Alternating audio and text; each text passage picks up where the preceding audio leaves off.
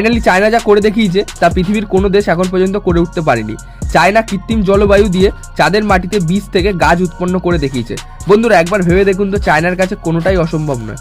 কিন্তু আসল ব্যাপার হচ্ছে চাঁদে কোনো জলবায়ু নেই, তাও কিভাবে চাঁদের মাটিতে উদ্ভিদ জন্মালো। চায়না চাঁদের দক্ষিণ মেরুতে, যেটা পৃথিবী থেকে দেখা যায় না, ঠিক সেইখানে নিজেদের চ্যাংফুং ল্যান্ডারকে সফট ল্যান্ডিং করায়। আপনাদের জানিয়ে রাখি, আজ পর্যন্ত পৃথিবীর কোনো দেশ এইখানে আসতে পারেনি। চায়না এই ল্যান্ডারে করে একটি রোভার ও একটি ছোট মিনি বায়োস্ফিয়ার পাঠিয়েছিল।